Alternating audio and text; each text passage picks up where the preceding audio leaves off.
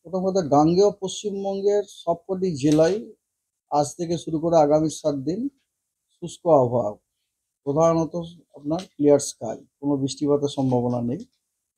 উত্তরবঙ্গেরও আহ, বেশিরভাগ দিনগুলিতে বেশিরভাগ জেলায় আপনার শুষ্ক থাকারই সম্ভাবনা আছে। কেবলমাত্র আজ উত্তরবঙ্গের কয়েকটি জেলা এবং আহ, আগামীকাল আপনার দার্জিলিং এবং কালিম্পং, এই কয়েকটা জেলাতে আপনার বিক্ষিপ্তভাবে হালকা বৃষ্টিপাত হতে পারে দু এক জায়গাতে, আর তুষারপাত হতে পারে। That's all. সেটা হচ্ছে আজ এবং আগামীকাল। বাকি 5 দিন উত্তরবঙ্গেরও জেলাগুলো শুষ্ক আবহাওয়া, কোনো রকম বৃষ্টিপাতের সম্ভাবনা নেই, আকাশ পরিষ্কার। আর দক্ষিণবঙ্গের তো সবকটা দিনই তাই।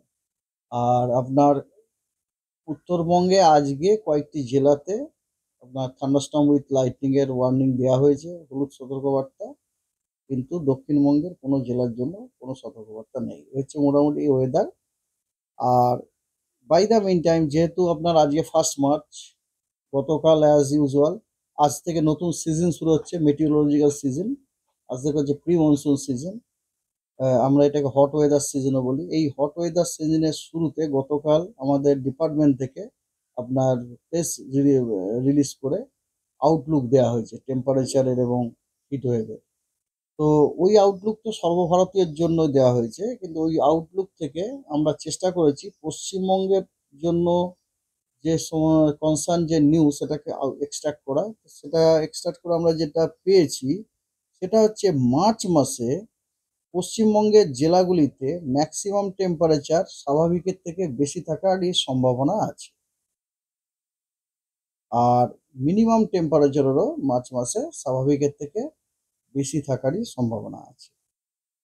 এবং পশ্চিমবঙ্গে আপনার মার্চ মাসে heatwave heatwave number of heatwave ডেজটা স্বাভাবিকের থেকে বেশি নয়, ঠিক কথা, কিন্তু স্বাভাবিকই থাকার সম্ভাবনা আছে। তবে কয়েকটি জেলাতে স্বাভাবিকের থেকে বেশি হতে পারে, মানে স্বাভাবিক হিটওয়েভ ডেজ যতগুলো তার থেকে 2 দিন বেশি হতে পারে।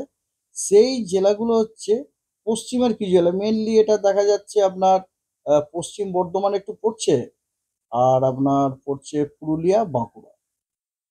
এছাড়া আপনার অন্যান্য জেলাগুলিতে হিটওয়েভটা, নাম্বার অফ হিটওয়েভ ডেজ হচ্ছে এটা নর্মাল, মানে মার্চ মাসে যেরকম হয় সেরকম।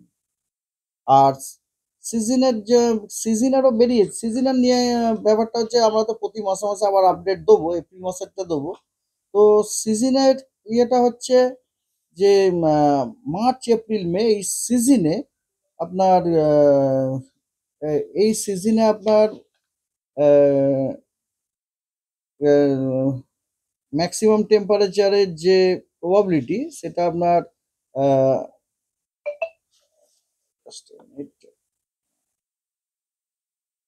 Below normal. হ্যাঁ, বিলো নর্মাল থাকার সম্ভাবনা আছে কোস্টাল ডিস্ট্রিক্টগুলিতে এবং ইস্টের কিছু ডিস্ট্রিক্টে। আর ওয়েস্টের যে ডিস্ট্রিক্টগুলি আছে সেগুলোতে অ্যাবাভ নর্মাল থাকার সম্ভাবনা আছে, যেমন বাঁকুড়া, পুরুলিয়া এবং 5টা যে উত্তরের জেলা আছে, দার্জিলিং, কালিম্পং, জলপাইগুড়ি, আলিপুরদুয়ার এবং কোচবিহার, ওই জেলাগুলোতেও কিন্তু সিজনাল যে আপনার অ্যাভারেজটা, সেই সিজনাল অ্যাভারেজ ম্যাক্সিমাম টেম্পারেচারটা স্বাভাবিকের থেকে বেশি থাকার সম্ভাবনা আছে। ঠিক আছে? তাহলে মানে মোটামুটি দেখা যাচ্ছে the extract of the news is March মাসে আপনার পশ্চিমবঙ্গের জেলাগুলোতে তাপমাত্রা স্বাভাবিকের থেকে বেশি থাকার সম্ভাবনা রয়েছে। মানে মার্চ মাসে we are going to face A hot season actually. তো আর হিট ওয়েভ তো বলেই দিলাম অলরেডি। মার্চ মাসেই হিট ওয়েভের সম্ভাবনা।